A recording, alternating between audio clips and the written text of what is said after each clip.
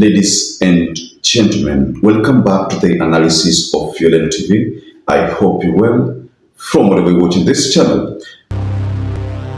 Now, BARRAK Muluka has reminded William Ruto to continue sleeping because he is sleeping in a revolution. And according to BARRAK Muluka, he says that William Ruto is working on a political strategy to survive in power. And this statement was confirmed by people like CAMARGO and people like Sudi. Those utterances, I believe some of you are aware of. When CAMARGO say they can manufacture presidency, they can extend presidency, they have a way of extending presidency because they did it during Moi. And Sudi went further to say, if the correct ballot papers are not available, they can make sure they are available, something of that sort. So I want you to pay very keen attention to this interview. In fact, just pay attention to what BARRAK Muluka is saying. But before I share that video, always like our videos. That is the only way to share our video. And thank you so much for all of you who have been supporting us by liking, subscribing, because without you, this channel cannot grow. So thank you so much. Just watch this video. For the current regime, and therefore we can say that they are assembling, massing the troops, not just to keep the current dispensation intact within the troubled context in which it obtains, where the citizens are by and large not very happy if we look at the opinion polls that we have been seeing in recent times, but also beyond that, hoping that they could constitute themselves into a viable and formidable partnership that could see them win or howsoever concoct victory in what? Or otherwise concoct victory in the 2027. I say otherwise concoct victory deliberately because we have had the sirens crying out aloud and saying things like if the ballot box will not have enough papers, enough correct papers, we will stuff it with the right papers.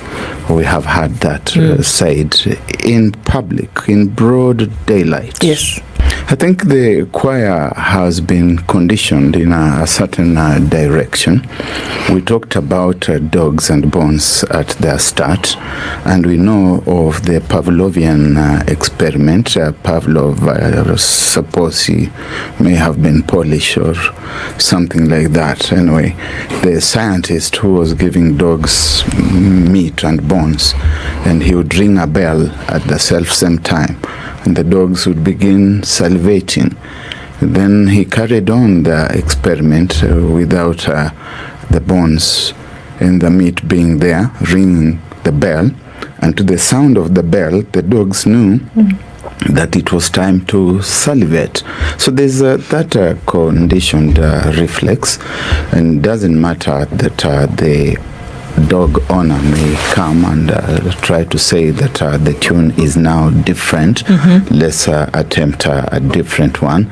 They are used to doing it in a given manner, given way, and they are focused.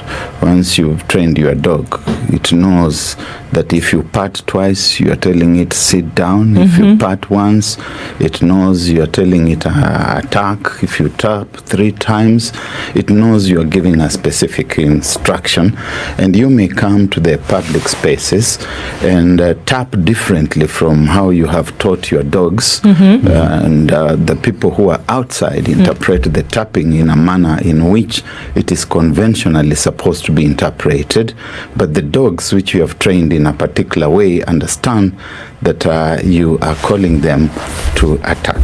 The distinction has been made between the politician and the statesperson, the statesman.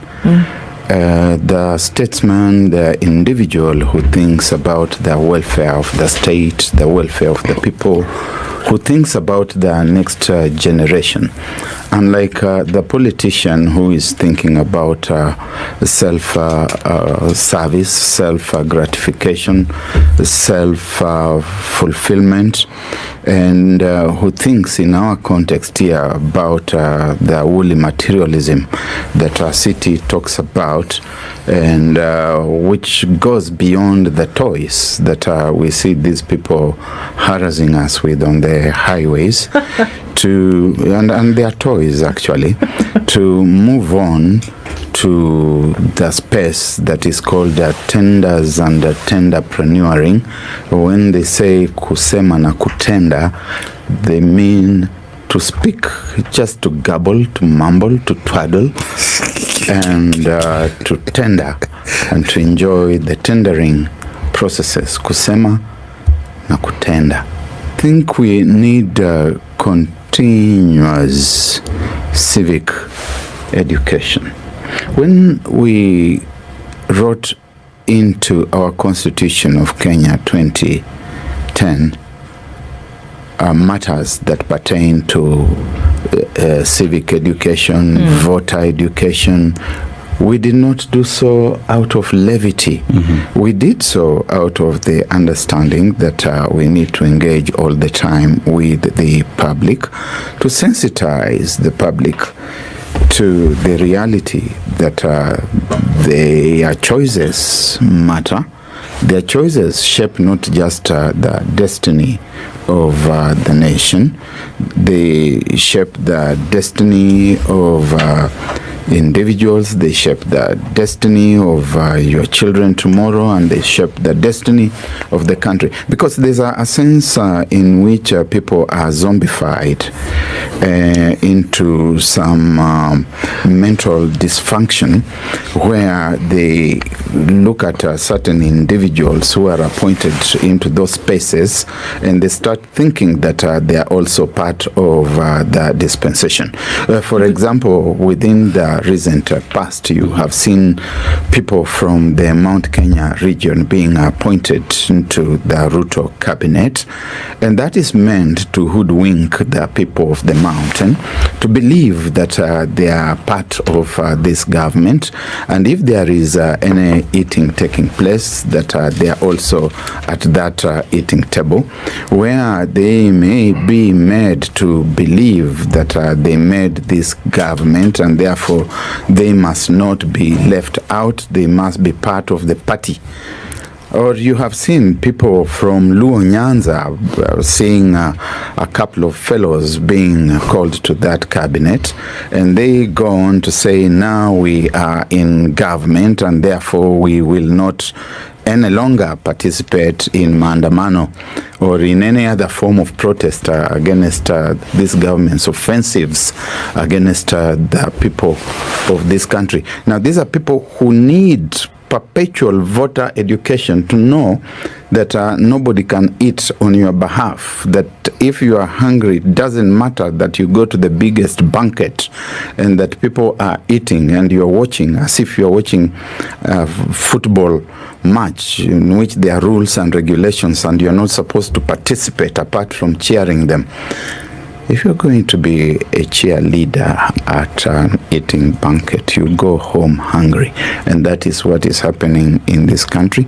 And that task belongs for the time being to the IEBC, that between one election and the next one, it's supposed to engage the country in a continuous voter education process. But we can see that IEBC has been sent into a state of permanent paralysis. You are about self-service.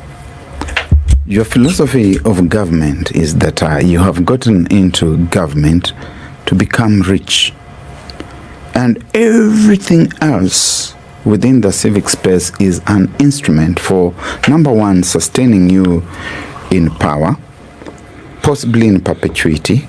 And that's why we have heard some people saying that they know how to manufacture residencies that last a quarter of a century. They're saying that they manufactured before, and they're saying that they are going to manufacture again. They toy even with the idea of removal of presidential term limits, basically because that individual is not there to serve the nation. If that individual were there to serve the nation, if that were their political leadership, governance, and management philosophy, they would be thinking about presiding over a 5-year period and going back to the citizens to say, see, I have done all this. Reddy Kilowatt used to say, see, I have worked all these hours for you. And he would show us what he had done for us, and he would say, pay.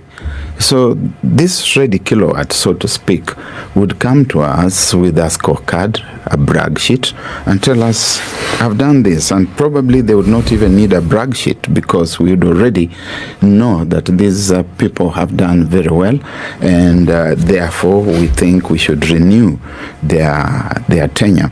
But this is about yourself. It is about the gravy train converting government, the institution of the executive in particular, into a gravy train, mopping up all other institutions and entities to serve this gravy train, which has got an owner who is also the captain. Captain who can stand up easily without speaking to the relevant authorities to find out what the implications of saying you can now put up a 25-story building here, and driven and goaded by the thought that I am the president and the commander-in-chief, I hereby command that you can now build up to 25 floors. We have seen that before in East Africa, haven't we? That President Idi Amin would say, what's your name? Siti Muga? You are now the governor of the Central Bank of Uganda. BARRAK, you are now the head of the Uganda Medical Services, without any reference to prior knowledge, prior experience, future relevance. That is where we are. And so IEBC becomes an instrument. It is instrumentalized for political purposes and politicized for instrumental purposes, that when the next election is around the corner, you can quickly cobble up IEBC with the specific brief of declaring you the winner in that election. The rest of the things, like those which should be happening today, we ought to be going through the procurement process.